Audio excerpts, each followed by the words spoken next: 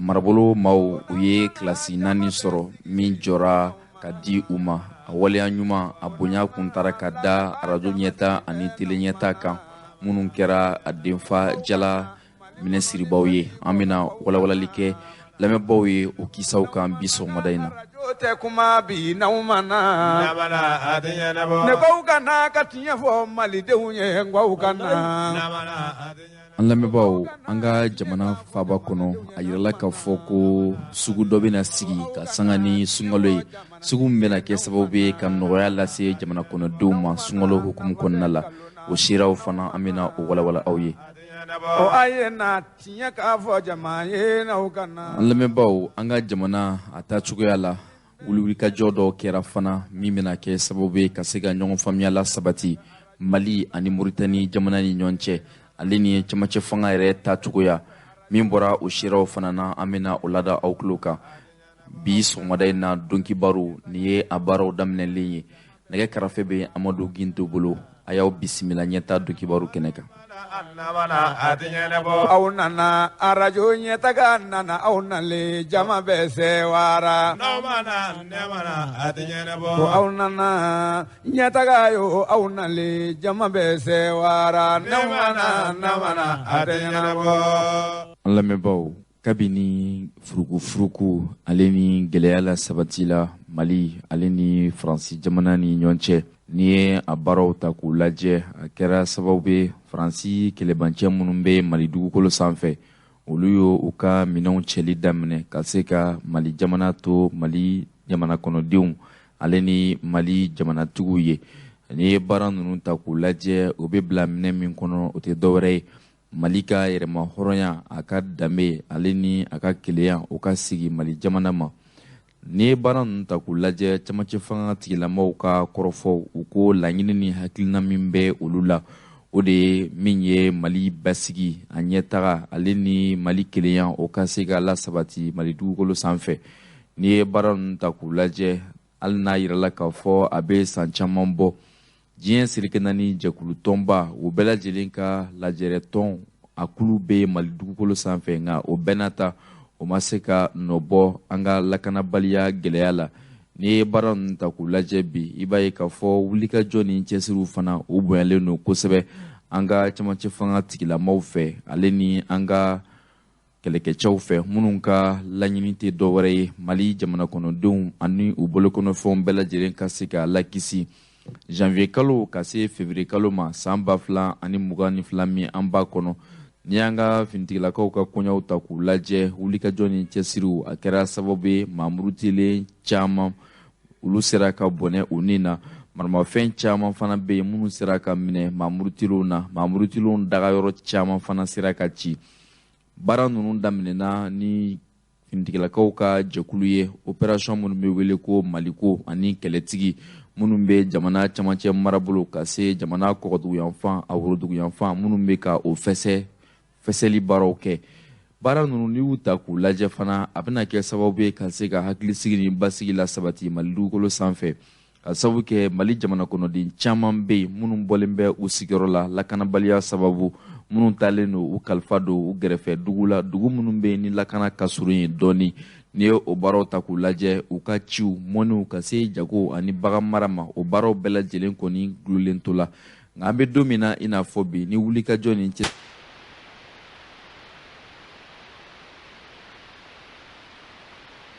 ka di an ka jamanatigiw ma min bɛ kɛ sababu ye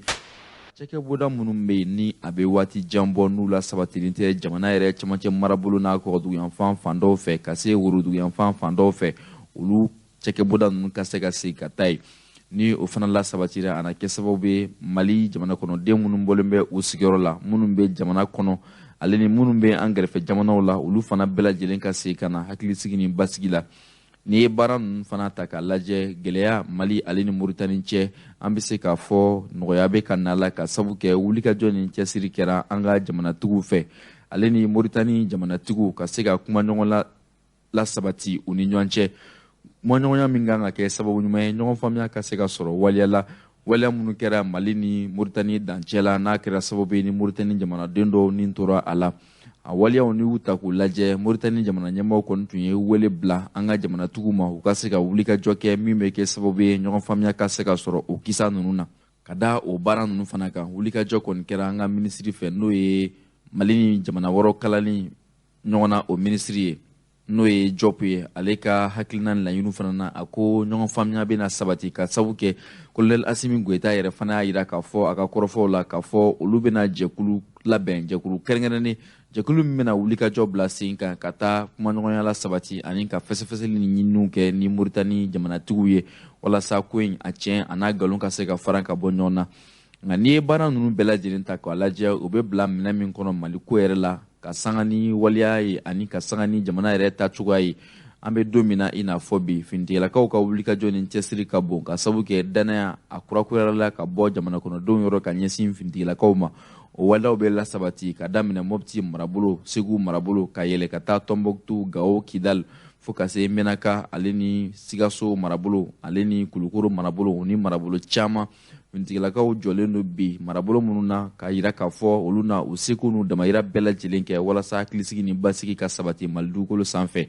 n'i ye sebaya ta k'a lajɛ min bɛ ka lasabati an ka finitigilakaw fɛ hali n'a yirala k'a fɔ o baaraw bɛ ka taa ɲɛ gɛlɛya caman fana bɛ u bɛ ka gɛlɛya minnu sɔrɔ min bɛ tali kɛ mugu pɛrɛntaw la mugu pɛrɛnta minnu donnen do dugukolo duguma maa murutelen ninnu fɛ n'a bɛ to ka folonkoto kuma ni kuma n'an ka kɛlɛkɛcɛw ye ale ni marisikalo tile 4 tɛmɛlen fana an ka finitigilakaw ye gɛlɛya min sɔrɔ Mondoro marabolo kɔnɔna la n'i ye nin hakilinaw bɛɛ lajɛlen ta k'a lajɛ ale ni ka sanga ni an ka gɛrɛndɛw ye gɛrɛndɛ minnu bilen no an ka jamana kan n'a bɔlen bɛ farafinna kelebi yanfan jamanaw ka faraɲɔgɔnka kuluba CEDEAO ale ni u ka tɔn UEMOA maaw yɔrɔ nka n'i ye baara ninnu bɛɛ lajɛlen ta k'a lajɛ nin kumakan ninnu bɛ boli min kan o tɛ dɔwɛrɛ ye an bɛ don min na i n'a fɔ bi Mali kura a jɔli baaraw u bɛ sen kan wa an b'a jigiya k'a fɔ a tɛ se ka jɔ ni gɛlɛya ma kɛ gɛlɛya minnu bɛ ka lasabati gɛlɛya minnu fana bɛ yen ni jamana kɔnɔdenw bɛ k'o sɔrɔ jamana marabaaw bɛ k'o sɔrɔ ka se finitigilakaw ma nin gɛlɛya in bɛɛ lajɛlen de kɔfɛ hɛrɛ ni hakilisigi ni basigi bɛ na hakilinajigila a yirala fana k'a fɔ maliden bɛɛ lajɛlen ka se ka i dusukun ani hakilinaw fara ɲɔgɔn kan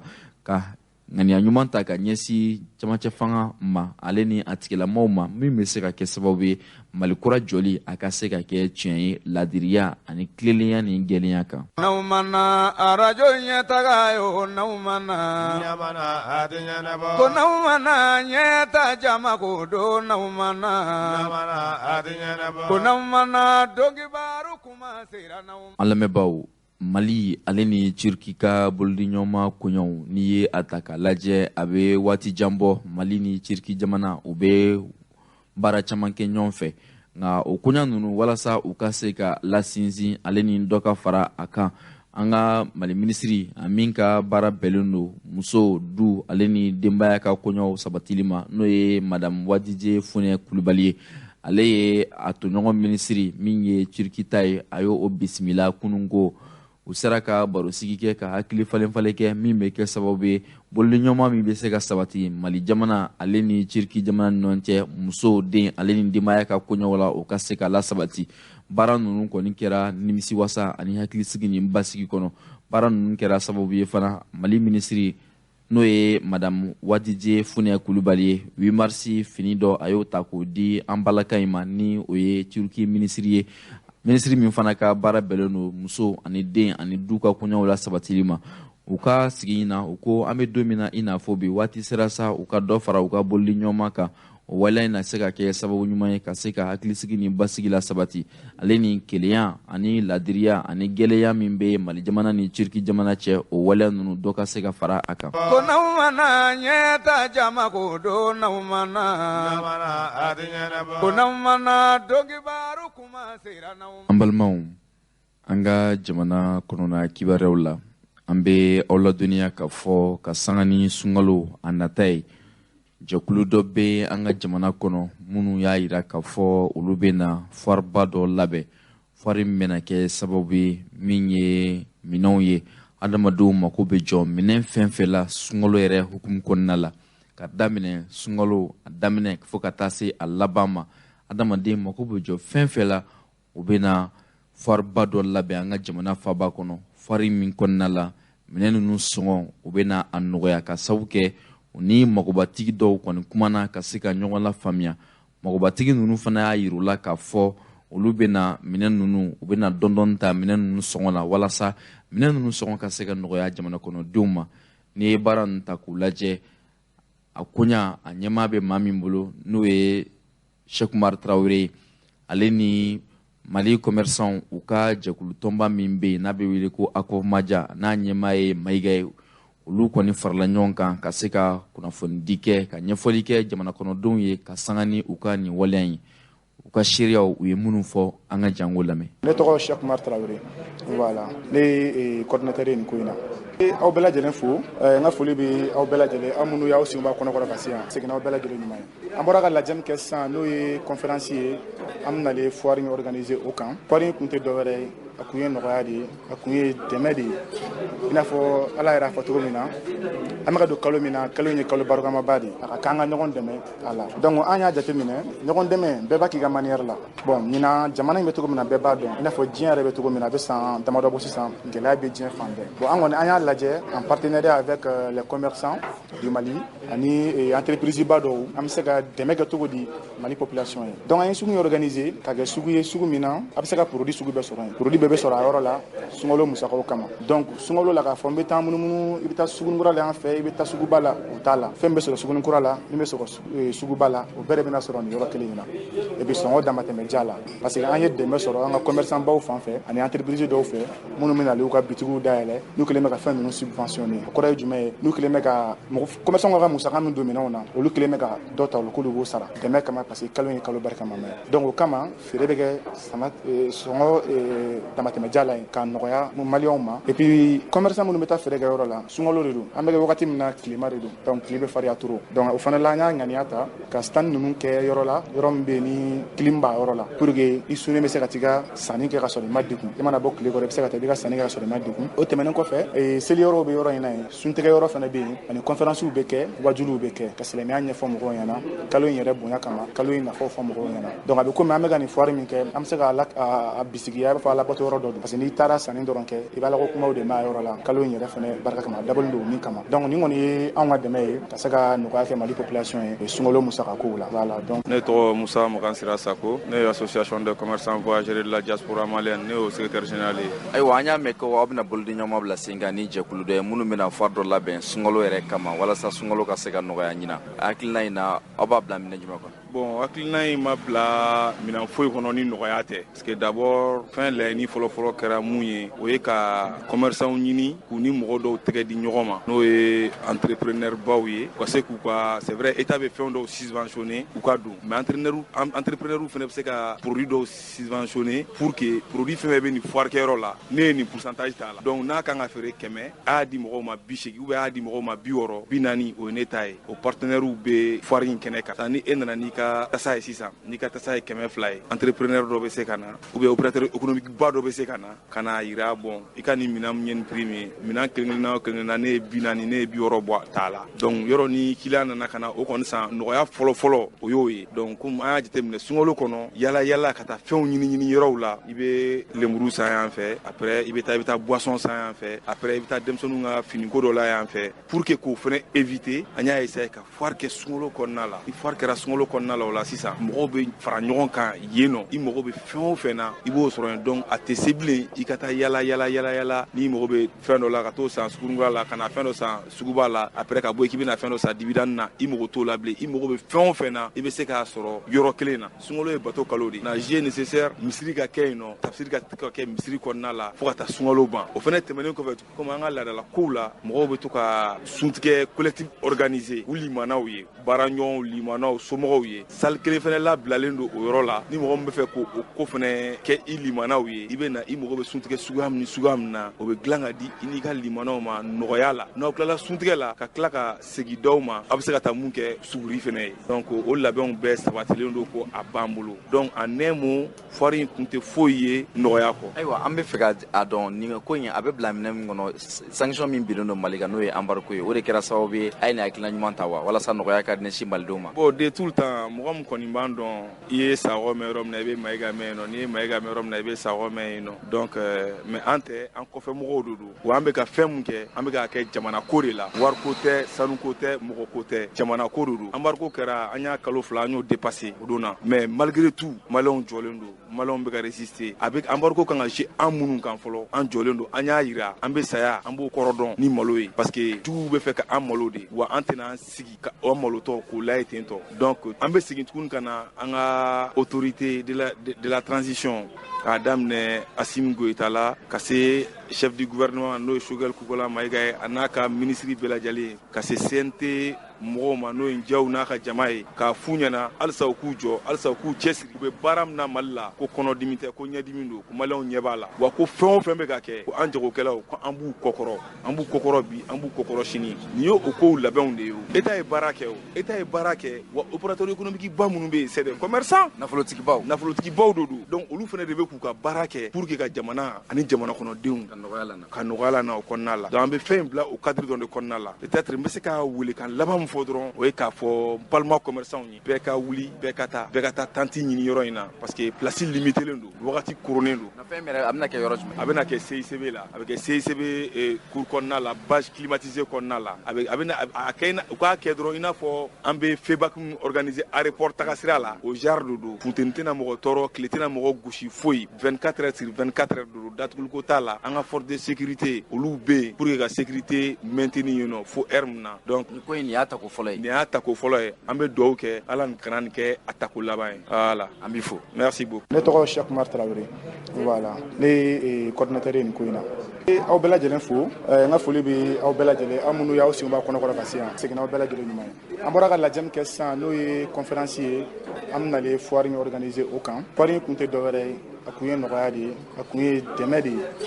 i n'a fɔ ala yɛrɛ a fɔ cogo min na an bɛ ka don kalo min na kalo in ye kalo barokamaba de a ka kan ka ɲɔgɔn dɛmɛ a la donc an y'a jateminɛ ɲɔgɔn dɛmɛ bɛɛ b'a k'i ka manière la bon ɲinan jamana in bɛ cogo min na bɛɛ b'a dɔn i n'a fɔ diɲɛ yɛrɛ bɛ cogo min na a bɛ san damadɔ bɔ sisan gɛlɛya bɛ diɲɛ fan bɛɛ bon an kɔni an y'a lajɛ en partenariat avec les commerçants du Mali ani entreprise ba dɔw an bɛ se ka dɛmɛ kɛ cogo di Mali population ye donc an ye sugu organiser ka kɛ sugu ye sugu min na a bɛ se ka produit sugu bɛɛ sɔrɔ yen produit bɛɛ bɛ sɔrɔ a yɔrɔ la sunkalo musakaw kama donc sunkalo la k'a fɔ n bɛ taa munumunu i bɛ taa sugunikura la yan fɛ i bɛ taa suguba la o t'a la fɛn bɛ sɔrɔ sugunikura la min bɛ sɔrɔ suguba la o bɛɛ de bɛna sɔrɔ nin yɔrɔ kelen in na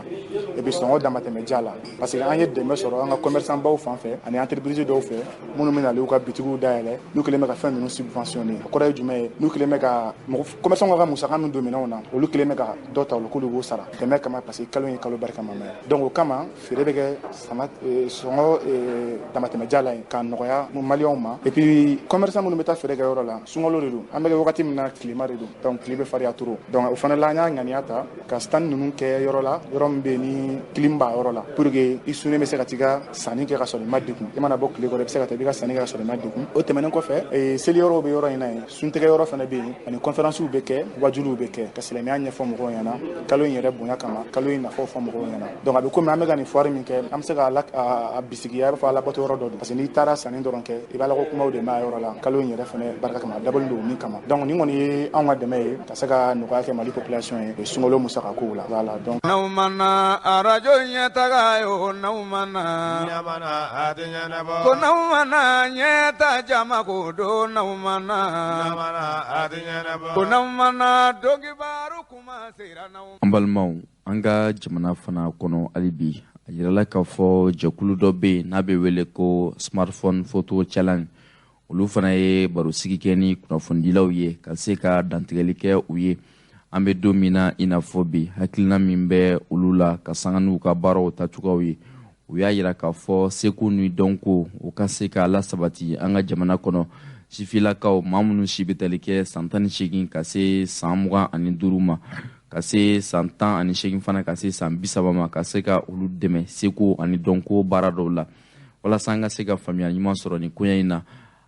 Abdoulaye Kanta ale ye ɲinini kɛ a kisaw la an ka jɛ k'ale ka siraw lamɛn ɲɔgɔn fɛ. Mali seko ni dɔnko jɛkulu dɔ bɛ yen jɛkulu min n'an k'a ma ko Asgaleri. Nin ye faraɲɔgɔnkan jɛkulu ye minnu n'u dɛmɛbagaw kalo saba o bɛ ɲɔgɔn dan kɛ kalandenw ni ɲɔgɔn cɛ minnu bɛ sanna kalansow la. O bɛ tali kɛ fɛn minnu na o de ye ja, o tacogo ɲuman ani ka sɛbɛnni kɛ ja in kɔrɔ, sɛbɛnni min bɛ ja in yɛrɛ ni k'a bugulatigɛ k'o fɔ. O kunnafonidi de kɛra ni kunnafonidilaw ye Asgaleri Jabala la Hamdalaye Ase kɔnɔna na min ni kalanso 5 bɔɲɔgɔnko minnu ni ɲɔgɔn dan bɛna kɛ olu ni ɲɔgɔn cɛ ja nasiraw kan ni maaw b'a dɔn ni foto ye ka fara sɛbɛndenw kan, sɛbɛn minnu b'a jira k'a fɔ nin ja in o ye nin ye, a bugulatigɛ ye nin ye, a laɲini ye nin ye. Seereya min sɔrɔla a kɛnɛ kan ye olu filɛ nin ye. Ne tɔgɔ Mamadu Habib Jalo. Ne ye tɔn bɛ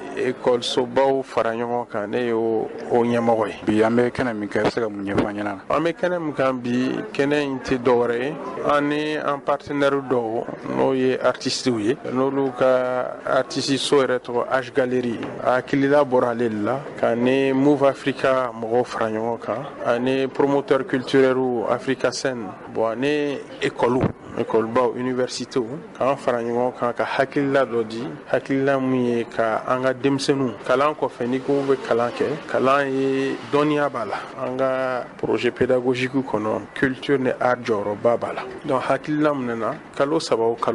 ka école 5 ɲɔgɔnna ta, olu ka écoledenw k'u bila compétition na, kalafili la ka photo ta, n'u ye photo ta fana k'a fɔ photo in kɔrɔ ye mun ye, ka sɛbɛnniw kɛ photo ninnu kan, o b'u permettre vraiment k'u hakilila di photo kan. Donc an kelen bɛ ka thème ta parce que an bɛ diɲɛ min kɔnɔ bi n'an b'a fɔ o ma ko environnement kɔni hakilila o ye bɛɛ kungo ye, bɛɛ ka hami ye bi, o photo ninnu bɛ ta ka sɛmɛ environnement na. Ni école minnu gagnera la, comme a fɔra ka bɔ ka fɔ conférence de presse in na sisan, an bɛ fɛ ka cadeau caman d'u ma n'an ka sponsor officiel n'o ye Move Africa ye. Bon anw yɛrɛ mun ye école tɔn ye, an fana bɛ dɛmɛ don an ka écoledenw ma walasa vraiment u ka créativité n'u ka côté artistique u bɛ se ka développer cogo min na. Nin yɛrɛ dabɔlen b'o de kama. An b'a compétition welela ko smartphone challenge, c'est-à-dire ka photo ta ni téléphone de. Sisan téléphone bɛ bɛɛ bolo, hakili la n'a fɔra ko sponsor officiel ye Move Africa ye, aw yɛrɛ kan ka dɔn téléphone ko da tɔ y'a kɛ smartphone challenge. Photo ta ta environnement, ji b'o la, yiridenw b'o la, fiɲɛ yɛrɛ b'o la, hakili la fɛn bɛ qui a trait avec l'environnement a bɛ taa n'o de. Kalanso 5 in an bɛ se k'olu tɔgɔ dɔn? Bon kalanso 5 fɔlɔ min bilala la, ISC Business School b'a la, Institut Africain de Management dɔ ye IAM ye, IP Smart o b'a la, école Sainte Marie Claire b'a la, ka laban ye ESTM ye. École 5 de ye bɛ na round fɔlɔ la, n'Ala sɔnna ma kalo 3 wɛrɛ école wɛrɛw bɛ na. Cheikh Mara Aidara. Jɔyɔrɔ jumɛn b'i la? Ne ye Asgaleri ɲɛmɔgɔ ye. Ayiwa bi a ye kunnafonidilaw wele ni ka kunnafonidi kɛ bi, an b'a fɛ ka dɔn bi kunnafoni kun ye. An bɛna école supérieure bila ɲɔgɔn dan dɔ la photo kan, u ka smartphone photo kan. U bɛ photo minnu ta a kan ka kɛ environnement kunkanko kan. Fɛn b'an lamini na, ji, dugukolo, sankolo, baganw ani yiri, olu bɛ an yɛrɛ bɛ cakɛda minnu kɛ n'o o bɛ kɔlɔlɔ las'an ma ou bien n'a bɛ hɛrɛ las'an ma.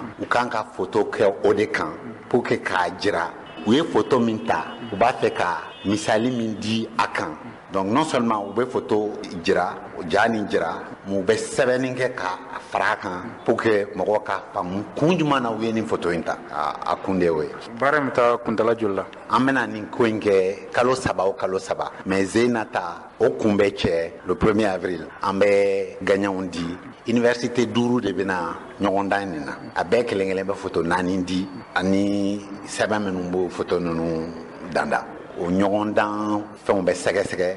le 1er avril an b'a jira photo 3 ninnu na minnu gagnera. Photo talen bɛ jira aw la a ta yɔrɔ bɛɛ la walima waati de b'u bolo bɛna n'a ye? U bɛna n'a ye nin kalo tile 25 jury b'i dalajɛ pour que ka sɛgɛsɛgɛliw kɛ et puis ɲɔgɔn dan kibaruya laban bɛ di 1er avril. Ayiwa kumakan laban de wele kan laban jumɛn bolo? Ayiwa an kɔni an b'a fɛ nin fɛn in ka kɛ ko ɲɛta ye an ni an ka sponsor officiel cɛ Move. Kalo 3 an bɛ université wɛrɛw bila en compétition n'Ala sɔnna ma ni koman sɔrɔ an b'a fɛ a ka taa ɲɛ. ko n'aw mana ɲɛ ta jama ko don n'aw mana ko n'aw mana dɔnkibaaru kuma sera n'aw. An lamɛnbaaw, an ka cɛmancɛ fanga n'i ye a baaraw ta k'u lajɛ, hakililajigila cɛmancɛ fanga in a kan ka taa kuncɛ kalafiliw la, kalafili gɛlɛyalen, kalafili minnu bɛ se ka kɛ sababu ye ka se ka danaya la kurakuraya ka bɔ jamana kɔnɔdenw yɔrɔ ka ɲɛsin maa min bɛna jamana mara ka se ka jamana lataa ɲɛ.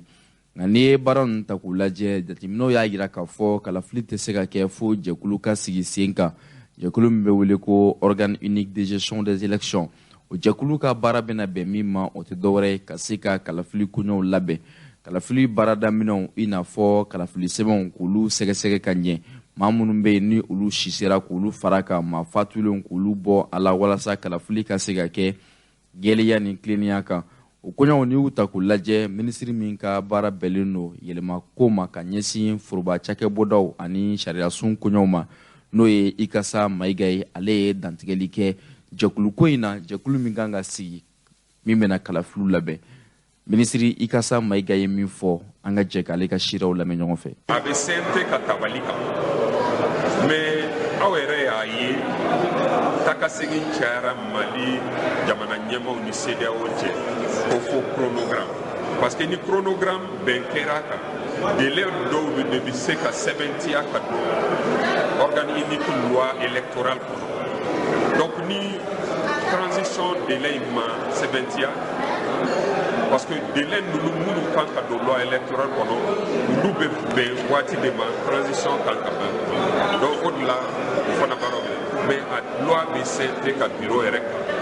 déjà u bɛ ka baara k'a kan pour que ni ka session dayɛlɛ dɔrɔn a bɛ adopté, o la mɔgɔw bɛ sugandi minnu bɛ organe unique de gestion animé, olu fana b'u ka baara ta ka baara kɛ ka minɛnw ɲini ka mɔgɔw ɲini minnu bɛ ka recensement kɛ fichier ɲuman ka sɔrɔ élection yɛrɛ baara bɛɛ ɲɛbila bɛɛ ka kɛ pour que ni an pɛrɛla élection ka se ka kɛ a ɲɛma. Référendum b'o la, élection territoriale min y'an ka conseil de région, an ka conseil de cercle, an conseil communaux olu b'o la, parlementaire b'o la, c'est-à-dire législative ani peut-être sénatorial o bɛ se ka k'a la ni constitution kura ye olu ta ani présidentielle, ninnu bɛɛ de élection minnu kan ka kɛ, mais il faut que loi ka se ka adopter délai minnu bɛ a permettre an ka élection préparer organiser olu fana bɛ sɛbɛntiya a kɔnɔ, donc pour que ka bɛn ni transition chronogramme bɛn tuma. N'aw mana arajo ɲɛtaga ye o n'aw mana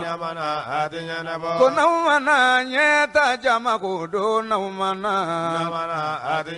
ko n'aw mana dɔnkibaaru kuma sera n'aw. An balimaw, ka sanga ni an ka jamana a mara ta cogoya ye, n'i ye waliyaw ta k'u lajɛ bi, i b'a ye k'a fɔ jɛkulu dɔ b'an ka jamana kɔnɔ minnu ka wulikajɔ fanga ka bon cɛmancɛ fanga yɛrɛ dɛmɛli la. A jɛkulu dɔ ye Korema ye. Korema ye wulikajɔ kɛ u ka hakilina ni laɲiniw na Sikaso taga la. U ye jateminɛ ni sɛgɛsɛgɛli minnu kɛ ani u ye kunnafoniya minnu lase ale ni Mali ni Moritani cɛ a koɲa bɛ waati minnu na fo ka se Faransi kɛlɛbancɛw n'o ye Barikani ye olu ka minɛncɛw minnu daminɛna n'u bɛna u kɔ kɔrɔmabɔ ka Mali dugukolo to Mali jamana ɲɛmaw ni Mali jamanadenw ye fo ka se sebaya min bɛ yen n'an ka finitigilakaw bɛ ka o sɔrɔ bi kɛlɛdaw la. N'i ye o baara ninnu ani hakilina ninnu bɛɛ lajɛlen ta k'a lajɛ, wasaden dɔ bɛ yen n'o bɛ wele ko Honorable Fuseni Watara, ale ye dantigɛli kɛ ka sanga ni nin koɲɛw ye. A ka seereyaw an ka jangolo lamɛn ɲɔgɔn fɛ. Mais Sénégal ni Mali ka convention n'i y'a lajɛ transporteurs ni ɲɔgɔn cɛ, wa ne doni mun bɛ bɔ Sénégal ka na Mali la,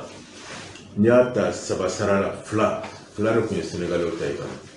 O de la u ka camion kun ka ca kosɛbɛ parce que olu de tun bɛ fɛnw transporter ka bɔ Sénégal ka na ka tɛmɛ an kan.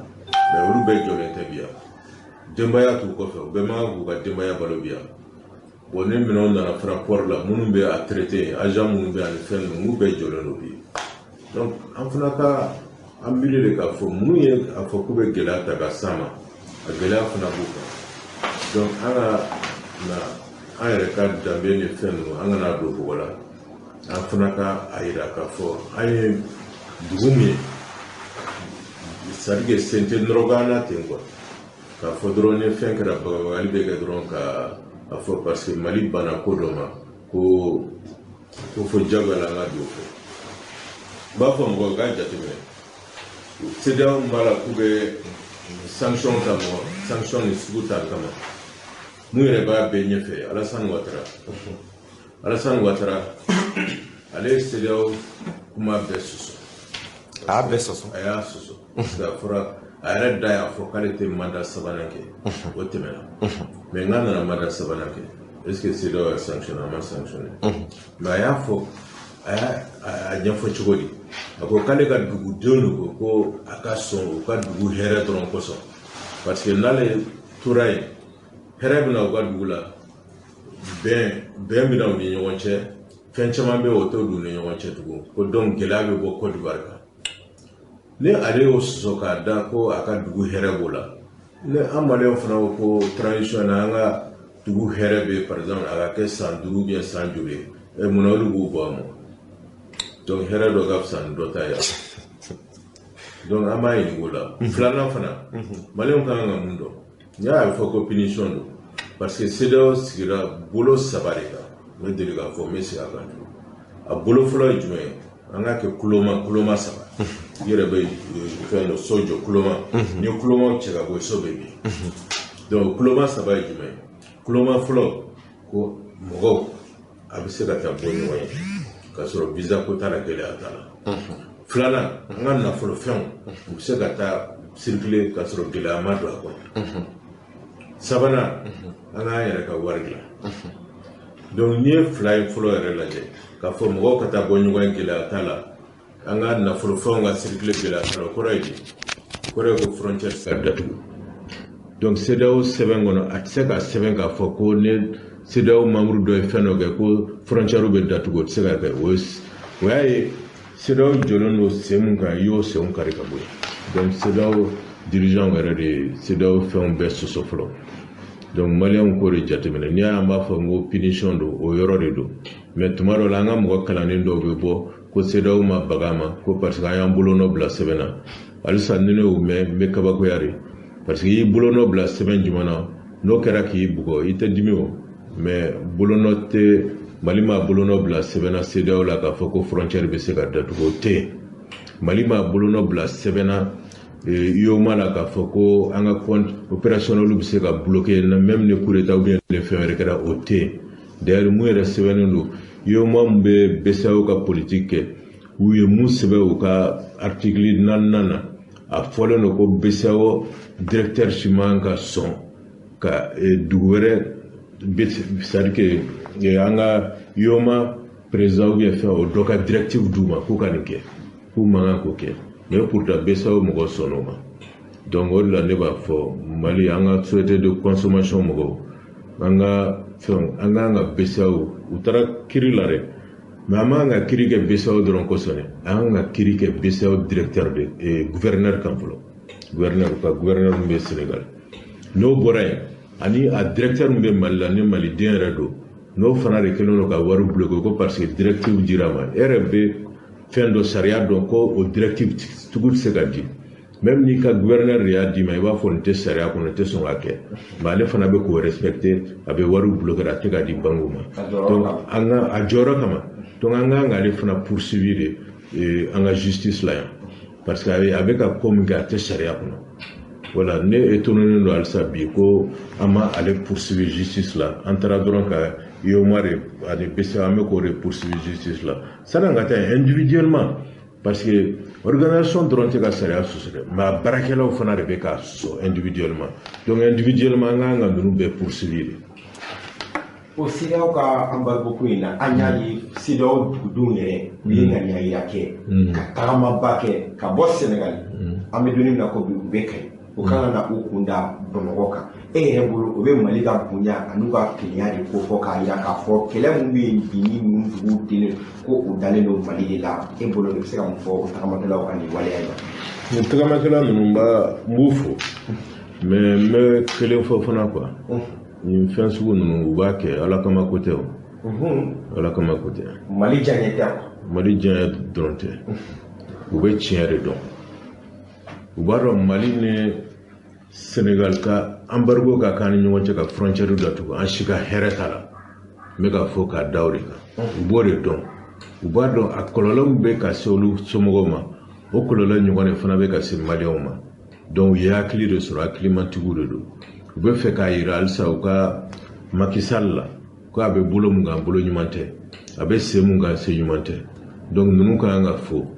ninnu bɛ Mali la bi u bɛ tɛmɛ yɔrɔ o yɔrɔ kɔngɔ man kan ka ninnu minɛ minɔgɔ man kan k'u minɛ même soso man kan k'u kin an ka kan k'u dɛmɛ ko fo ka s'u se yɔrɔ la voilà sinon u bɛ ka k'u yɛrɛ de u bɛ ka an fana k'u dɛmɛ u bɛ ka kɛ an bɛɛ ye o de la n ko ala kama ko tɛ u bɛ tiɲɛ de dɔn. Ok, an y'a ye olu yɔrɔ min ni kɔni ye maliden bɛɛ lajɛlen dabali ban hali bi Mali bɛ embargo la nka sara ma tigɛ saraw bɛ ka kɛ kow b'a tacogo la hali n'a sɔrɔ ko dɔw ka gɛlɛn nka kow kɔni bɛ ka taa tacogo la fonctionnaire bɛɛ bɛ ka sara e y'o faamuya fɛn min an ka ministre de la finance n'o ye Sanu ye e y'o faamuya a ka baara kɛwale la mais maliden caman bɛ ka tɛgɛrɛ f'a kan. Bon, alhamdulillah ko ye ɲininkali ko la n'an ka ministre de finance mɔgɔ min don mɔgɔ kalannen don dɔnniya b'a la mɔgɔ ba sigilen don depuis a sigituma a ye ko caman jateminɛ a bɛ se jateminɛli la a b'a dɔn ko kan ka taa yɔrɔ min fɛ parce que a ye mun kɛ banque baara dɔrɔn na a ka ca ni san 30 ne damadɔ ye komi a natuma dɔrɔn mɔgɔ caman y'a fɔ ko jeune don parce que u y'a ka photo kɔrɔ de yira fɔlɔ voilà mɔgɔ min don bɛrɛ t'a ni san 60 cɛ sisan expérience b'a la mais tuma dɔ i bɛ dɔw de kumakan mɛn nin nana bɔ finance nin ye banquier de ye a bɛ tan maliyɛn c'est à dire que maliyɛn bɛ kuma dɔ fɔ dɔrɔn k'a ta ɲɔgɔn kɔ u t'u miiri kosɛbɛ sinon n'i y'a jateminɛ ale nana jɔn kɔ a mana bugu de quoi bugu kun ye jumɛn banquier kun tɛ mais Sanu ye place minnu sɔrɔ banque baara la bugu ma deli k'o sɔrɔ n tun bɛ filiale dɔ de la France banque mondiale yɔrɔ dɔ bɛ fɛn opération sugu dɔ bɛ a ma deli o kɛ mais Sanu ye nin place bɛɛ kɛ banque kɔnɔ sani bugu kana Igor kun tɛ yen wa Igor fana banquier tɛ wa bon o de la mɔgɔ n'i bɛ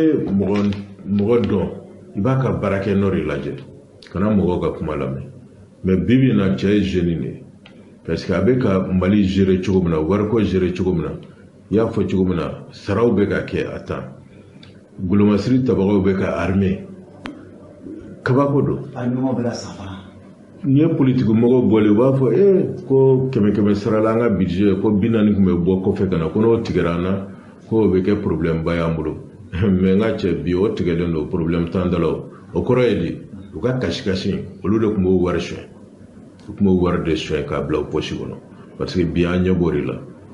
mais Mali n'a ka gɛlɛya bɛɛ n'i y'a ye an ka budget équilibré don an bɛ se ka fɛnw sɔrɔ o kɔrɔ ye di ko sini ne gɛlɛya bɔra an kan an ka budget nin an bɛ se ka même ka doubler ou bien ka tripler parce que o wari de tun bɛ ka suɲɛ n'o suɲɛli dabila la dɔ bɛ fara budget wari kan tugun c'est à dire que recette bɛ caman de bɛ fara recette kan o tuma na an bɛ bɔ Mali la Mali min fɔlɔ n'o y'a sɔrɔ a waribatigiw kun ye douaniers inspecteur des impôts dɔgɔyama tɛ mais tiɲɛ de don o kun ye ɲɛdimi de kun don kɔnɔdimi kun tɛ quoi i kun b'a ye parce que tuma dɔ a yɛrɛ b'a dɔn dugu kɔnɔ a bɛ fɔ ko nin tigi bɛ nin baarada la un fonctionnaire i b'a sɔrɔ 50 villas b'a bolo 40 villas b'a bolo 30 villas b'a bolo o kɔrɔ ye di ou bien e ye fonctionnaire ye e den bɛ kalan na Amérique par exemple ou bien Canada mais san o san a bɛ école mun na école de prestige do pour que e ka se ka o ka école wari sara san o san i bɛ miliyɔn kɛmɛ damadɔ de sara a kelen ka école ko la e b'o wari bɔ min même e ka san 20 baara o tɛ se k'o sɔrɔ ko fɔ e k'o sara san kelen kɔnɔ c'est à dire que ninnu de tun bɛ ka kulonkɛ Mali wari la dɔrɔn o de la bi an y'a ye ne ninnu sen bɔra an ka kow la an bɛ se ka an ka Mali bila sira kura kan ka Mali jɔ ko ɲuman ka ɲɛ mais halisa a tɔgɔ ye di u murutilen don u bɛ ka bɛnbɛnbɛnw kɛ toujours pour que u ka segin u bɛ nkalontigɛbaw la mais ni Ala sɔnna ne ni ministre sugu b'an kunna an k'a dɛmɛ a bɛ an ka kow ɲɛnabɔ tuma min. Ok, an y'a ye fɛn min ye dɔgɔkun tɛmɛnen an ka président n'o ye Asimi kɔni y'a jira ko ministre dɔw ka taa retard la n'u ka taabaliya conseil ministre la k'o tɛna toler bilen yalima i bɛ se ka fɔ président ka nin sɛbɛn in na. Bon président ka nin sɛbɛn a balila ne yɛrɛ la walayi est ce que n'a fɔra yɛrɛ ko ministre dɔw bɛ conseil des ministres chômé a ka bon hakili ma dɛ c'est à dire que u ka baara yɔrɔ mun bɛ k'o ka baara yɔrɔ la u ka baara yɔrɔ rendement foyi tɛ yen. Parce que le ministre a ka yɔrɔ manager ba ye n'a fɔra ko yɛrɛ tɛ taa yɛrɛ conseil des ministres mun ye tɛ mɛn yɛrɛ a bɛ kɛ dɔgɔkun kɔnɔ siɲɛ kelen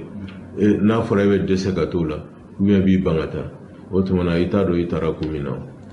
ni ne kun ye Asimi ye ne kun tɛ kangarida kɛ nin na yɛrɛ ne kun b'a u tigiw gɛn ka bɔ yen dɔrɔn yɔrɔnin kelen i mana dɔrɔn explication ba t'a la o mais joona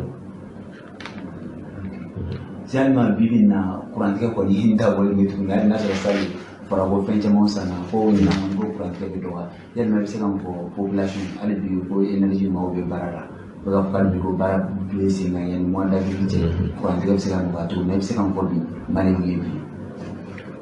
Bon bibi na kuranko bolo kan bon mun yɛrɛ bɛ directeur général la bi n dɔgɔkɛ don Baru Jara an bɛɛ ye ODESA kɛ ɲɔgɔn fɛ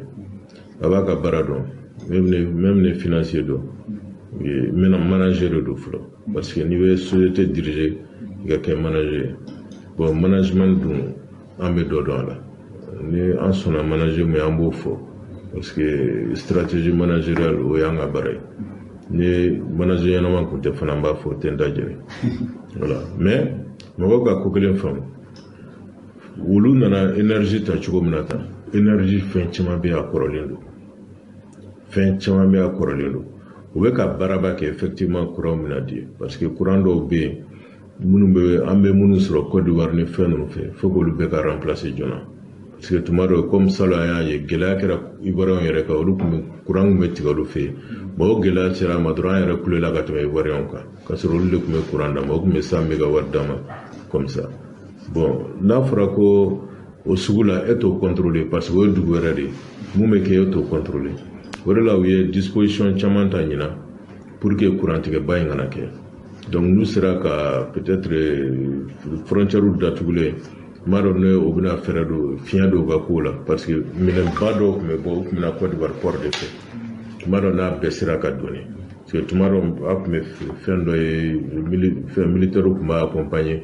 camion Porchard ninnu ka fɛnbaw don a kɛra mɔgɔw kɔnɔ tuma dɔw yɛrɛ ko armement ni fɛn dɔ o tun tɛ groupe de kun don donc u bɛ k'olu de monter sisan n'olu bɛɛ sera ka kɛ opérationnel ye sisan a bɛ ko nɔgɔya mais ka groupe caman fana fɛ o tɛ ko ɲɛnabɔ parce que a bɛ ka courant kan ka transporter de bon circuit min b'a transporter ka taa o circuit de o de fɛn caman kɔrɔlen don a transfo na fɛn damadɔ sira la o même transfo ninnu tuma dɔw tension n'a barika bonyana u tɛ s'a kɔrɔ a bɛ jeni ou bien a bɛ péter comme ça donc tuma dɔw la kurantigɛ caman ye o de tuma dɔw la fana a bɛ kɛ carburant ko fana tun bɛ se ka kɛ mais sisan hakili la u bɔra fɔlɔfɔlɔ parce que caman tun bɛ marché ni diesel de sisan u caman bɛ marché ni fioul de o fana bɛ fɛnw économiser kosɛbɛ hakili la u bɛ ka baara caman kɔni k'a la n'u sera ka tila ka sɔrɔ période de soudure ma don an bɛ lafiya. ok honorable ɲininkali laban o bɛ kɛ si ale ni Ukraine cɛla ye. Minnu hakilinaw y'o fɔ Mali yɛrɛ fɛnɛ hakilina t'a fɔ. Bakuruba la Ukraine ni si ka nin ko in bɛɛ bɛ se ka mun fɔ a la a kɔlɔlɔ dɔ bɛ se farafin jamanaw ma an bɛ don min na ko bi. Bon d'habitude ne mɔgɔ ye ne ɲininka Ukraine ni Russie la cɛ n tɛ sɔn ka kuma kan parce que u fila bɛɛ kelen ne bolo. Ne ye nin pays fila bɛ kɛ n ka ekɔlidenw b'a fila bɛɛ la n tɛ n da don ni ɲɔgɔn cɛ mais a kɔlɔlɔ kɔni n bɛ se k'o fɔ kɔlɔlɔ bɛ kɛ jumɛn ye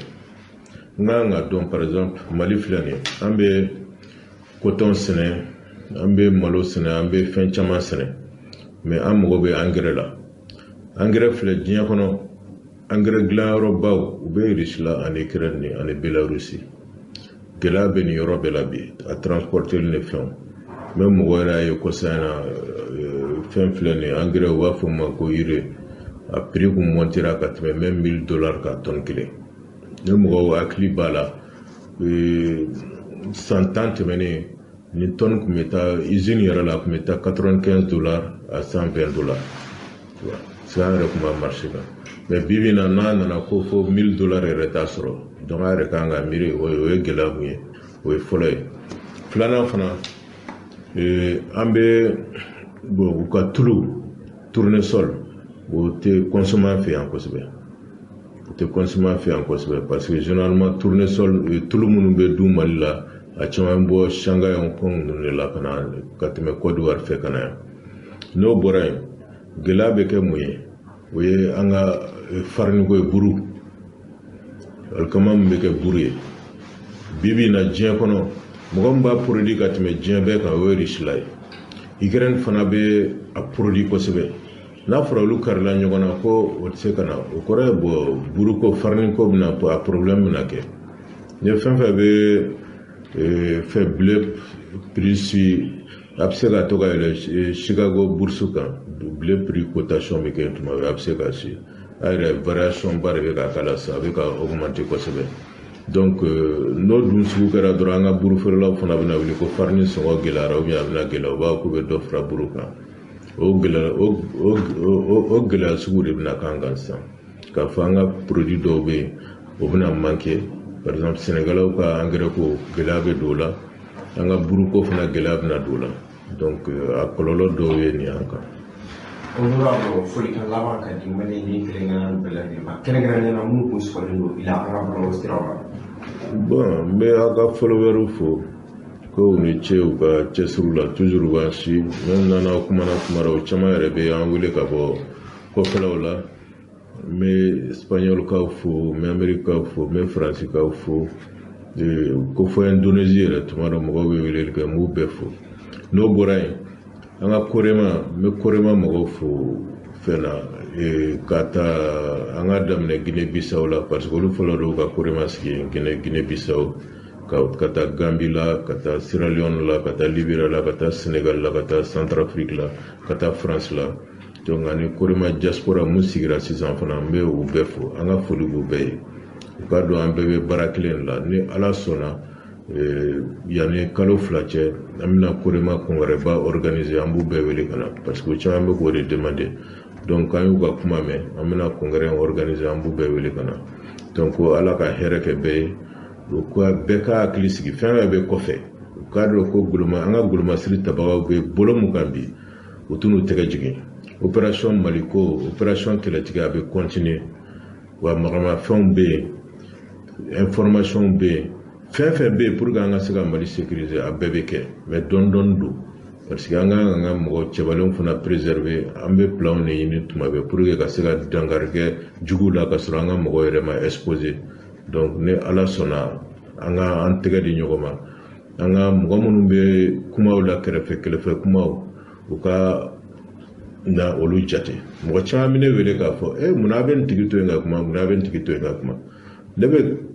mun f'u ye n bɛ a fɔ sisan pour que bɛɛ ka faamu minnu bɛ to k'an wele o kuma la par exemple u ye n tɛna mɔgɔ tɔgɔ fɔ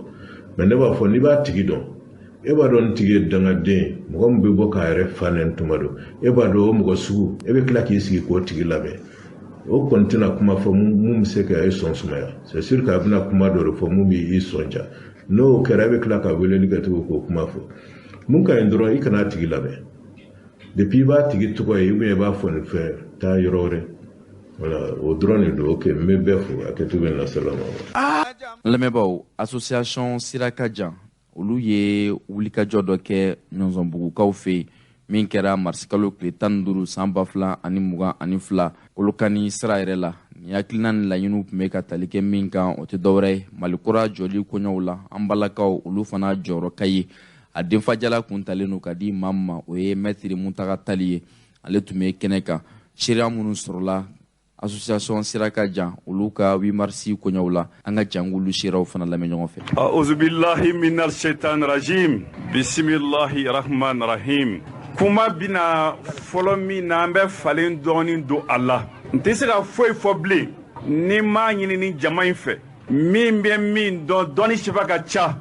an bɛɛ ka fara ɲɔgɔn kan ka dugawu kɛ sababu ye n'o ye Musa Jara ye ci min bilala ma k'a ka cɛkɔrɔba man kɛnɛ Ala k'a sagi a yɛrɛ ma Ala kana basi bɔ bana la Ala k'a kɛ farijagabɔ ye Ala maa kɛra a ka taa a ɲuman sɔrɔ a ɲɛ ye ko kɛcogo la wajibi don n kun ka fɔlɔ nin yɔrɔ de la o tɛmɛnen cikan 2 fɔra n ye a tigiw ti kɛnɛ ka tiɲɛ don nka dalu de y'a kɛ n b'i fɛ ka foli lase u ma monsieur le maire a yira n na a ko tɔnsigi gɛlɛman bi Kolokani sous-préfet ani maire u dara ɲɔgɔn kan ka taa ɲɔsɔbugu ka kuma fɔ ye nka u ye foli bila yan foli in mɛnna a diyara n ye u ɲuman taara Ala ka u ɲuman sagi monsieur le maire premier adjoint nga foli bɛ i ye i ka bonya la nga foli b'i ye i ka kuma fɔlenw na nga foli b'i ye i ka tɔpɔtɔpɔli la anw de sigi bɛ ɲɔgɔn kɛrɛfɛ min fɔra min kɛra n be se ka a sɛrɛya nka monsieur le maire i kelen tɛ i n'i jɛɲɔgɔn n'i baden bi ɲɔgɔn fɛ n'o ye DJ ni maire ye ale wulila ka na kunbɛn la n b'a fo n b'a barikada n b'a fɔ a ye layidu min bɛ yen fana n ka taa n sen jɔ monsieur le maire layidu ma wuli dɛ ni ala sɔnna layidu a bɛ timɛ foli bɛ an fa ani an ka dugutigi ye an ka dugutigi a yera kɛnɛ kan a mana fɔ n bɛ foli kɛ dɔrɔn ka sagi kabini an nana ani an bɛ ɲɔgɔn fɛ yan n b'a fo a n'a ka kankɔrɔsigi bɛɛ ani DJ ni maakɔrɔ n'a maaba bɛɛ ani dugu bɛɛ n'i ye dugutigi fo dugu bɛɛ ka foli bɛ o kɔnɔ o tuma foli bɛ ɲɔnsɔnbugu bɛɛ lajɛlen k'a da dugutigi ta kan dugutigi ni ɲɔnsɔnbugu foli kɔfɛ n ka foli bɛ alimamiw ye alimamiw bɛ yan kelen tɛ fila tɛ saba tɛ u kelen tɛ u n'u ka madarasa karamɔgɔw bɛ yan n bɛ u fo ka barika da kɛ u ye ka dugawu ɲini u fɛ a diyara n ye a bɛnna n ma n'i ye kɛnɛ in filɛ hali n'i bɔra bir'i ɲɛ na i b'i fɔlɔ ka musow de ye dɛ nin ye musow ka kɛnɛ ye bi n b'u fo n da bila ka se o ma ni ɲɛ bɔra musow la ɲɛ bɛ se denmisɛnnin biɲɛkɛnɛw ma n ka foli bɛ olu fana ye nka nin bɛɛ kɛra foli fɔlɔfɔlɔ tun bɛ se ka kɛ sira ka jan de ye ɲɛntigiw k'a bila laban de la sababu ye fɛnba ye dɛ sira ka jan a maa minnu bɛ ɲɔnsɔnbugu yan a maa minnu bɛ bamakɔ u ka perezanba yɛrɛ n ka foli b'aw ye n ka barika da b'aw ye n ka waleɲumandɔn b'aw ye nka ne filɛ ka nin fɛn fɛn fɔ n kelen ma na o ni délégation de nana foli in bɛɛ bɛ kɛ délégation de tɔgɔ la foli in bɛɛ bɛ kɛ ni délégation de ka bonya kɔnɔ délégation in fana maa sifa caman b'a la an nana sira ka ja sira fɛ nka ni mun ta ka kumana mɔgɔ ɲɛ bɛ fɛn wɛrɛ la fana n'o ye senidi ye o fana ɲɛmaaw bɛ yan n ka foli bɛ u ye ala sago aw sago foliw kɔfɛ ne yɛrɛ baden n'o ye kolokani yɛrɛ alimamiba ye n'o ye ismail ba ye a bɔra yan su dɔ de ka taa bamakɔ su dɔ de ko an ma n bɛ sira fɛ ka na a ko an ma yan sɔrɔ nka a ye mɔgɔw wuli kolokani délégation kunbaba k'u kana kunbɛli ka kana bonya kɛ a bɛ n ka bonya lase a ma ko a diyara n ye fo ka se a dan na an bɛ yan bi ɲɔnsɔnbugu n'i y'a fɔ ko munna an bɛ se ka ko caman fɔ fɔlɔ n'i y'a ye bi kɛra kunun de tɛmɛna o maa tɛ se ka kɛ kɛnɛ kan yan min bɛ kunun dɔn ka tɛmɛ an fa kan n'o ye an ka dugutigi ye a ye fɛn dɔw fɔ ne kun ye dɔɔni mɛn a la n bi dɔ dɔn a la nka ale y'a walanwalan a ka ɲi ale da ka tɛmɛ ne kan ne mana se yan mɔgɔw bɛ se ka lajɛ ni ɲɛ caman ye nka n'i y'a fɔ u ye ko ne mamuso bɔra yan min tɛ golomasama ye n'a ma mɛn dugutigi da u b'a fɔ ni mun ni na bɛ ni kuma kura jumɛn ye yan nka a fɔra ka nɔgɔw bɔ a la jɛlenya don ne bɔra maa min na n'o ye elajo mari ye o nana yan o sigira yan o ni maaw jɛra yan o kumana ne mana na yan nɔ ni ye yɛrɛ kɛ dunan ye o do kɛ n'o tɛ n tɛ dunan ye yan o n bɛ n ka so dugutigi a ni ce bonya na a ni ce kunbɛn la halisa ala ka an to ɲɔgɔn ye ne an nana o la sira ka jan y'a fɔ kalifa kɔrɔ kun bɛ yen an nana dɔ fara an nana kalifa kuraya an nana kalifa kuraya an nana kalifa kuraya ala ka barika don jɛ in na halisa nakun filanan yan nɔ o siren bɛ mali yɛrɛ bɛ cogo min na bi n'i y'a lajɛ an ka jamana in bɛ cogo min na bi anw jɔlen bɛ mun kan jamana in jɔn bɛ mun kan jamana in cɛsiri bɛ mun na bi munna bingali kɛlen bɛ jamana in kan bi an y'a jira de k'a fɔ ni jamana in jamana kɔrɔ don jamana ba don jamana min don ani bonya ka kan ka taa mali ta k'i bɛ mali dɔgɔya ka taa mali ta k'i bɛ mali tereke ka taa mali ta k'i bɛ mali kɛ fɛn fu ye a jirala de ko an ti jɛ n'o ye bi n'an ko an ti jɛ n'o ye bi k'a fɔ mali ye yɔrɔba ye k'a fɔ mali bi jɛ ni tɔɔrɔ ye mali ka yɛlɛma hɔrɔnya kama mali bi jɛ ni tɔɔrɔ ye mali ka ɲɛtaa kama mali bi jɛ ni tɔɔrɔ ye mali ka bonya kama o kɔrɔlen minnu kɛra an tɛna se o yɔrɔw la ni maa min bi kodɔn i b'a dɔn k'a fɔ tubabu doni an ka jamana kɔnɔ yan kɛrɛnkɛrɛnnenya la bɛlɛdugu yan nɔ a ko ma dogo maa la min kɛra san 1915 ka bɔ nɔngɔ ka na komi josɛfɛ ka tubabuw kɛlɛ k'a fɔ anw de tɛ an ka jamana ye o ma dogo maa la o anw bɛ o sendayɔrɔ de ɲinina bi n'i k'i b'o sendayɔrɔ ɲini f'i ka o misale sɔrɔ k'a fɔ malidenw ye malidenw k'o ye malidenw k'o dɔn malidenw k'o faamuya malidenw k'u cɛsiri malidenw k'a dɔn k'a fɔ jamana ti don gansan ni gɛlɛya min b'a la an jɛnna n'o an bɛ taa o sira fɛ o kama an ye kulu dilan k'a kɛ M5 RFP ye o kɔfɛ olu sɔrɔdasiw bolo don ɲɔgɔn bolo o kɔfɛ olu bolo don ɲɔgɔn bolo in na jamana in b'a ka baara o de kan bi k'a fɔ mali an tɛ tereke an tɛ dɔgɔya an tɛ jɛn n'a ye o tuma n'an dana o sun kɔrɔ a ka kan an ka kunun kɛ bi fitne dai anga kuninge bi misale anga kunu fo andew ne amodew nye u ka famuya u ku chasiri anga jigata ɲɛfɛ nakun sabanan bɛ an na o ye an balakaw ta n'o ye musow ta ye don de kɛrɛnkɛrɛnnenya diɲɛ fan bɛɛ fɛ k'o ye musow ka don ye a don sele ne ɲininkara ko hakilila ye mun ye nin na n ko musow ni don in ka kan nka nin ye taamasere de ye n tɛ don bɛɛ ye musow ta ye diɲɛ don bɛɛ ye musow ta ye o tuma na n'a fɔra ko o baaraw kɛra bamakɔ o ɲɛna ala ka dɔ fara o baara kan nka tile ti pan dugu si kunna o dugu tɔ minnu bɛ yen fana n'a ma kɛ yen n'an dun b'a dɔn musow bɛ yen u cɛsirilen don u bɛ baara la an ka taa an jɔ u fɛ yen ka taa an gɛnɛya jiriw la ka taa f'u ye an ɲɛbaw la a bɛ min na an b'a dɔn an hakili b'a la fana an k'an bolo don ɲɔgɔn bolo kɛnɛ ka layidu nafa t'a la tɔgɔ ɲini kɔ kɛnɛ ka layidu nafa t'a la tɔgɔ ɲini kɔ kɛnɛ kan bɔli k'a fɔ nin minɛ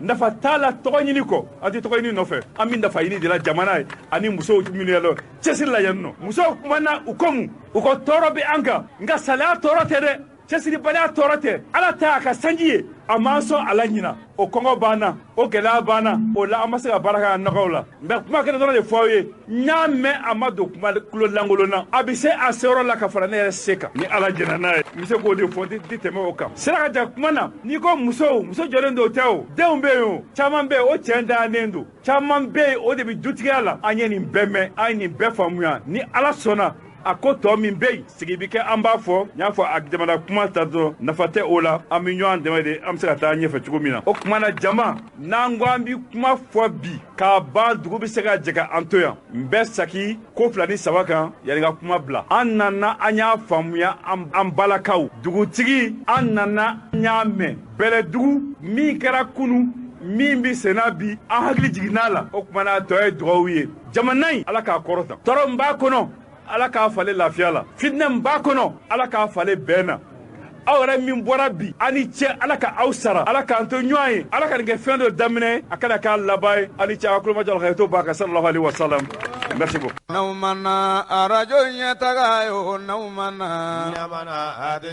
ko n'aw mana ɲɛta jam an balimaw mande butigi o tigi ale ye waleya ɲuman dɔ kɛ karan faragɛ n'o bɛ an ka jamana marabolo dɔ fɛ karan yɛrɛ commune urbaine kɔnɔna la a waleyaw kɛla dɔgɔkun farancɛ laban na waleya ɲuman min bɛ tali kɛ min na o de ye lakɔliso an bɛ se k'a fɔ ten franco arabu ni maa caman b'a dɔn mandarasa la o kilasi 4 ɲɔgɔn bɔɲɔgɔnko a y'o jɔ ka di karan faragɛkaw ma ale ni jibondo a dayɛlɛli ɲagaɲaga baaraw la karan faragɛ dugutigilakaw dugu ladalamaw dinɛmaw ale ni lakɔliso in yɛrɛ a tigiw kilasi 4 jɔra ka di minnu ma ni mandarasa don olu ye waliɲumandɔ foli ani u ka nisɔndiyakanw fɔ o seereyaw an ka jangolo lamɛn a'udhu billahi minash shaitanir rajim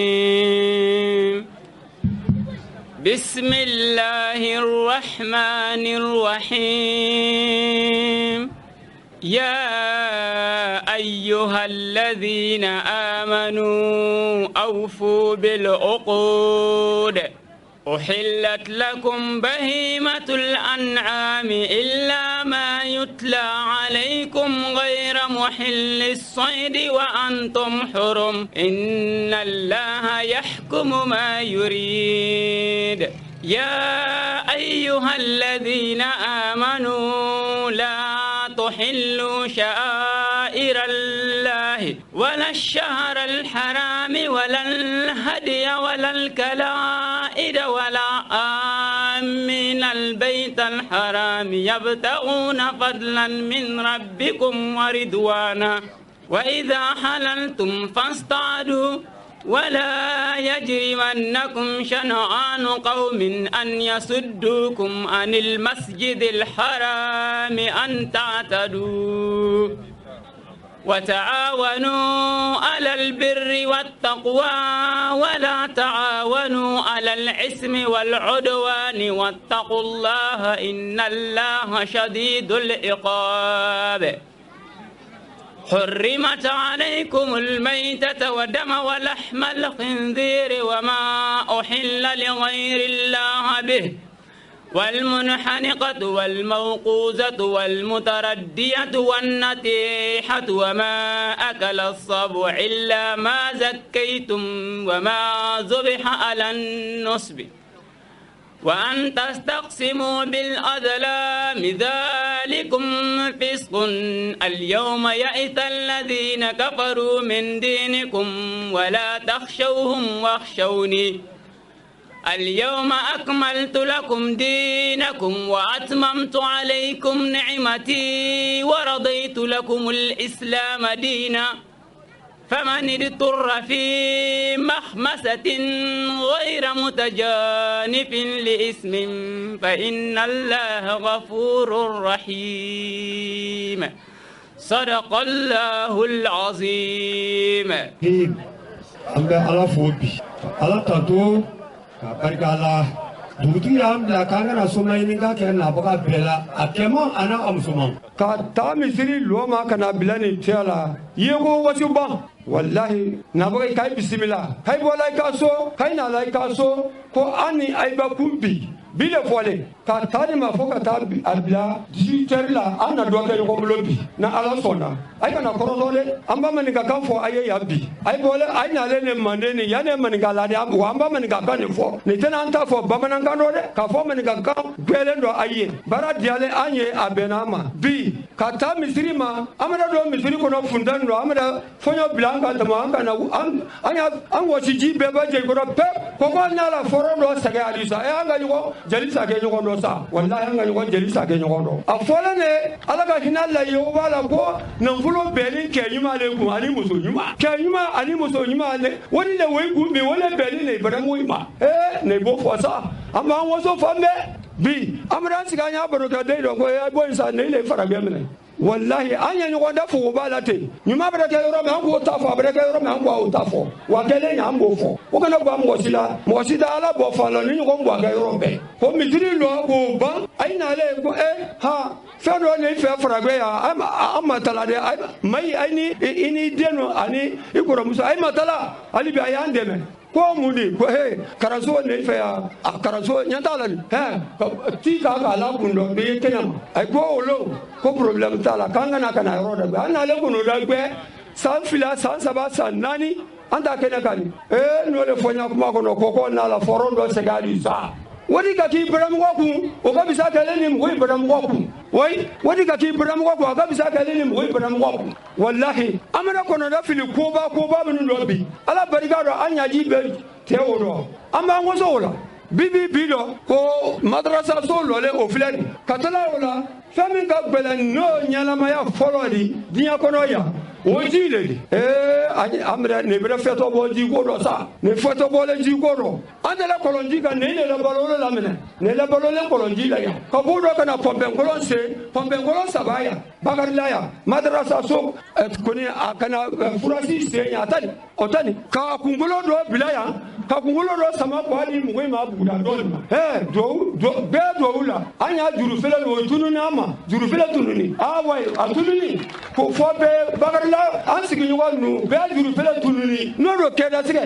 ala ko fosa ibra barani ma ke ko fo katigi jeli sakano atalaka anda sige urubina kungulo jeli bagari la lumai a bona te misi la mina do sagani ba abebi miado amba agwa ka fo ka ko feta fo bajitala barani ma barake ka fo sa akeni ma barake ka fo musoni ma barake ka fo wallahi na yango so labi pombe ngola ndo bada urubina ti bada de urubina bakar la yambi anansi ki wambia anya ko lo jido ka tanya duru fele betunni anya kola na be dasoko adasoko le dugo tati ka burungena masa anya yani atani ali bi nai na dodo mai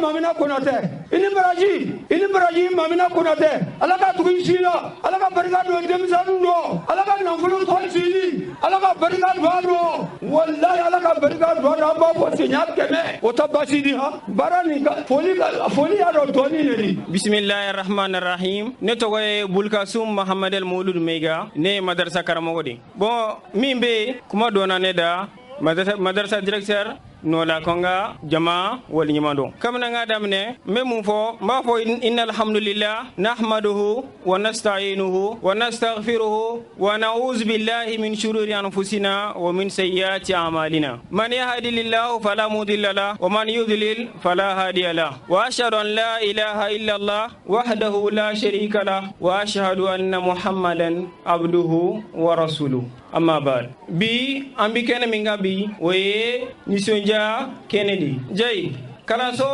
daelela 2007 donc adaela 2007 adaela ni première année di o wati ya soro kalande hakamimbe première année la o kanga beni kalande binani aniko o wati ya soro classe kelinde bion adam nenani karata bugunde walhamdulillah ambora in kanase bogosoma kabo bogosola bi anison jale mbade du anfle kashima so sorobi bon Allahu akbar ambe tanga amba barkada alay alamiye ninundo angarzigela kabola aya jatemne kabo première année la fokana si sixième année la kalande o kalande mi e sixième année ke ame passé kabo sixième année la 6 ans donc chama bigale ya sorola wala anga kalande kumfolo chama be uliye kalambla ka sababu ke mundi hali sigiyoro ko o be passé kaboya kata famwere hali sigiyoro ko bigele donc wala dugu cigu munum be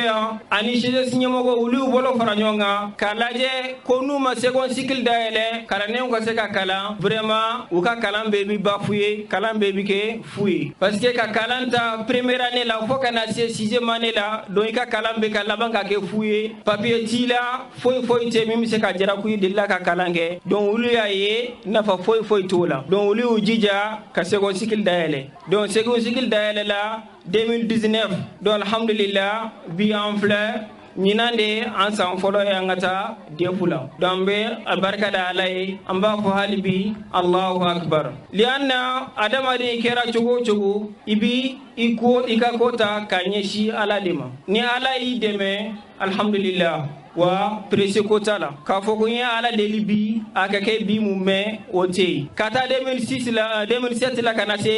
2022 la nene ma fili san caman de do de bon an be barka da ala ye o la an be sɔrɔ ka nabaga be fo o la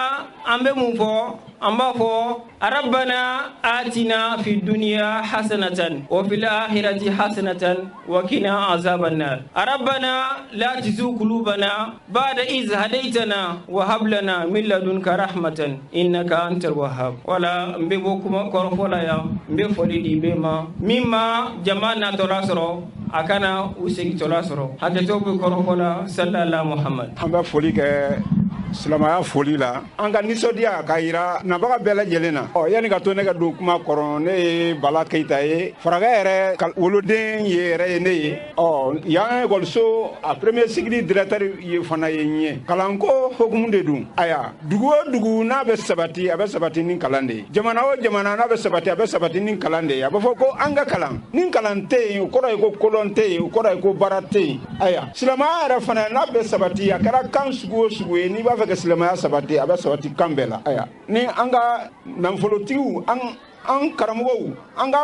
dɛmɛbagaw n'u nana ka na an lajɛ ka na kalanso dayɛlɛ ye a bɛ i n'a fɔ a ye diɲɛ ɲini ka a ye diɲɛ d'an ma ka lahara d'an ma an kɔni nisɔndiyalen don a la ayiwa yanni ka to an bɛ ka bɔ kɔrɔfɔ kɔnɔ n bɛ kangerela kɛ farakɛ karan bɛɛ lajɛlen ye n'a fɔra ko kalanso jɔra o kɔrɔ ye k'a fɔ ko juru de donna an na mɔgɔ min ye juru don o ye nafolotigiw ye ayiwa ala yɛrɛ fana tɛ kungo be an na fo an ka se ka kalanso nin sɔrɔ ka taga ka kalanso nin kɛ fɛn filita ye kalandenw bɛ yan ala y'an garijɛgɛ denmisɛnw na denmisɛnw bɛ faragɛ a ka siya kalanso tɛ jɔ la yɔrɔ kelen ye kalanso bɛ jɔ jamanaden bɛɛ ye karan fara karan namini kan kominidugu bɛɛ fan fɛn kɛlen karan namini na donc kalanso nin ye a bɛɛ de ta ye o la kalanso nin tɔbɔtɔbɔli y'an ma wajibi ye sisan an bɛɛ kɛ fara muso kan denmisɛnnin fara maakɔrɔba kan dunan fara dugulen kan aya minnu kɔni ye kalanso jɔ u kɔni y'u seko damayira kɛ mais a tɔ bɛ an bolo dɛ aya ne kɔni bɛ bɔ kɔrɔfɔ la yan ko ne anw nisɔndiyalen don a la an bɛ ala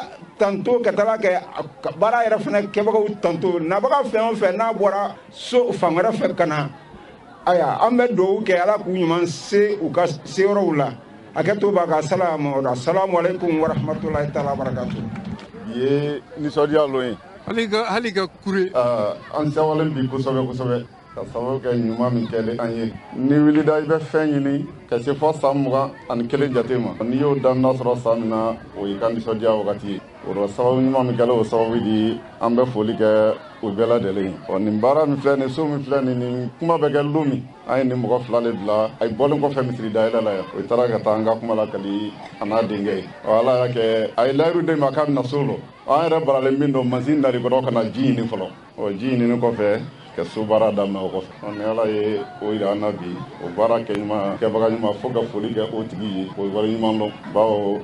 arasulu kisi nɛɛma ye a ka hadisa bɛ a ko mɔgɔ i bɛ ye ala taala na o dan kɛ jama kun dɔw la ne sera kɛ jama mako ɲa k'a ɲɛnabɔ ko alikiyama lo ko i tɔgɔ le ko lanate mɔgɔ hakili sigilen don o ye hakili sigilen de o la a b'a fɔ ka sagɛrɛ la ko mɔgɔ bɛ ye ala taala n'o kɛrɛnkɛrɛn ni nafolo de nafolo bɛ de ma mɔgɔ sa i kɛ adamaden to i nafa ɲani hali fɛn bɛ di minnu ma o ni mɔgɔ sɔrɔla o kɛ nafolo kɛ nafa ɲani ye an bɛ foli kɛ o tigi ye arasulu kisi nɛɛma ye a b'a fɔ ko nafolotigi n'a ma se kɛ balimaw nafa ɲa a ma se ka silamaya hakɛ di a ma k'ale bɛ nafolo min la k'a di mɔgɔ wɛrɛ ma o bɛ mɔgɔ nafa na de o nin ye nafolo ɲuman de di arasulu bɛ min fɔ kisi nɛɛma b'a ye nafolo ɲuman a bɛ ni mɔgɔ ɲuman bolo nafolo bɛ kɛ yen nka n'a bɛ mɔgɔ min bolo o de bɛ nafolo kɛ ɲuman de walima o de bɛ nafolo kɛ fɛn jugu di o ni an b'a jigi ko nin kɛlen fɛn ɲalen di an ma bawo nin ye sarakatu zɛriya de lɔlen di ni nafolotigi tun t'a lɔn a de bɛ min kɛ nin baraji min bɛ se ma hali ni misiri n'a tɛ se ma bawo ni kalanso nin tɛ yen misiri alimami tɛ sɔrɔ ni mɔgɔ mɛ kalan mɔgɔ tɛ kɛ alimami di ni mɛ kalan i tɛ kɛ wajibila di n'a sera ka na kalanso o lɔ an ye an y'a denmisɛnninw kalan k'a ma kalanso bɛ dayɛlɛ tuma min na karamɔgɔ y'a fɔ cogo min na mɔgɔ 40 ani mɔgɔ 4 k'a sara ta ten 100 i b'a ta kɛ karamɔgɔ ma diya k'o d'a ma wa 4 ani 400 o kɛ fo ka se sisan o kalanso nana dɔɔni ka na se 6 ma ala y'a kɛ ni an ye 6 sɔrɔ kɔfɛ k'an kɛ dɔ ɲini ayiwa gɛlɛyali mɔgɔ caman ma ne ko nk'an nalen ɲɛtaga de kama an mana to nɔrɔ kama dɛ an ka n'a laɲini kɛ 9 ɲini ko kabini mugu nana o fana di an ma ni ala y'a kɛ nin kana nin so lɔ an ka ne ye ɲɛtaga de kɔ hali bi min ye so nin lɔ a kɛra ale di wa a kɛra setigi yɛrɛ ye wa nin ye sarakati jɛrɛ ale di silama b'i jija k'i banban min kɛli la hali kama i bɛ min sara sɔrɔ nin so nin k'a taa nin lɔ ma sisan kalan bɛ daminɛ nin kɔnɔ fo k'a so ten ka bɔ yen hali n'a ye san 100 kɛ yan ale salen kɔfɛ a baraji bɛ sɔrɔ a fɛ a ye ji min fana di nin di fo ka taa nin jiko ban ka bɔ yen fo ale salen kɔfɛ hali n'a ye san 1000 kɛ a b'a baraji sɔrɔ i t'o sɔrɔ foyi dɔn ni ala ko baara ninnu kɛ ka ɲuman kɛ ka bila kɔfɛ o la sarakati jɛra ale ni nafolotigi an b'an sara a la se fɛn fɛn ye i bɛ se ka min kɛ i b'o kɛ an ka nin b'a kan hali n'a fɔra sini ko kilasi 12 ko mɔgɔ bɛ se k'o d'an ma k'an b'a ɲini an b'an kun don a kɔrɔ sisan a daminɛlen mɔgɔ 40 ni mɔgɔ 4 nka mɔgɔ 200 ani kɔ le yan sisan bɛrɛ t'a jɛ mɔgɔ 300 la karamɔgɔ yɛrɛ dɔn de o ko mɔgɔ 300 dɔ b'a kan o de bɛ kalanso la sisan fɛn daminɛlen mɔgɔ 40 ani mɔgɔ 4 ma an bɛ tanton kɛ Alahu Taala ye ka foli kɛ baara kɛbaga ye farakɛ mɔgɔbaw ka foli kɛ a ye cɛkɔrɔba dɔ bɛ so kɔnɔ cɛkɔrɔba mɛ yan sɔrɔ an bɛ foli kɛ cɛkɔrɔba nin ye bi kosɛbɛ n'o ye Alu Madu Keyita de kalanso ni ko bɛɛ a bɛ daminɛ ale sen kan an y'a daminɛ cogo o cogo an bɛ t'ale sɔrɔ yen a bɛ hakili di an ma baara kɛ an kɛ cogo min na a b'o dɔ bɛ an ye hali an ni faamayi tɛ ale de bɛ kuma ye a bɛ so kɔnɔ sisan an bɛ lafiya kosɛbɛ a tɛ yan bi nka an bɛ foli k'a ye mɔgɔkɔrɔba to i k'a lɔn ko fabara baara ko ɲuman la di lon dɔ la i b'a tɔnɔ sɔrɔ o lon dɔ la a ɲuman bɛ fɔ i kɔmɔgɔ ye hali i kɔfɛ yan o ɲuman fɔ bi mɔgɔ kunba tɔ min ye yan bɛɛ k'i ta kɛta kɛ ni mɛ min kɛ o tɛ fɔ i ye dɛ ni mɛ min kɛ o tɛ fɔ i kɔ ye dɛ k'e tanto i kɔfɛ tɛ k'e n'a ɲuman kɛ o y'a sɔrɔ e bolo nɔ tɛ yen o ka gɛlɛn dɛ nafolotigi caman ye dugu kɔnɔ nka nin na min kɛ nin mɔgɔ min selen k'a ɲɔgɔn kɛ a man ca dɛ nka hali bi an bɛna dunya n'a fɔ cogo min na dugutigi y'a kelen hali bi an jigi y'a kan an jigi y'a kan kilasi tɔ ko dɔ hali bi bawo 4 ni dɔ b'an bolo so tɔ ninnu bɛɛ bɔgɔso y'a yɛrɛ ɲɛ la ani karatabu ye o de an bolo yan hali bi an jigi y'a kan kilasi tɔ 5 o kɔfɛ setigi gɛrɛ min bɛ kɛ yen i bɛ se k'a k'an ye i b'a kɛ ɲɛgɛn bɛ kɔfɛ biro t'an bolo nin bɛɛ lajɛlen an mako nin bɛɛ lajɛlen na an bɛ min ɲini seli fɛ hali ala k'an bɛɛ sababa ma kɛ foli kɛ ye nafolo min dila i ma ala ka nafolo la sabati ala ka barika don a rɔ ala ka barika don a rɔ tiɲɛli ala k'ala kisi a ma ka nafolo la tanga kuranna bonya kosɔn kila kani kosɔn ala masala mamadi wasali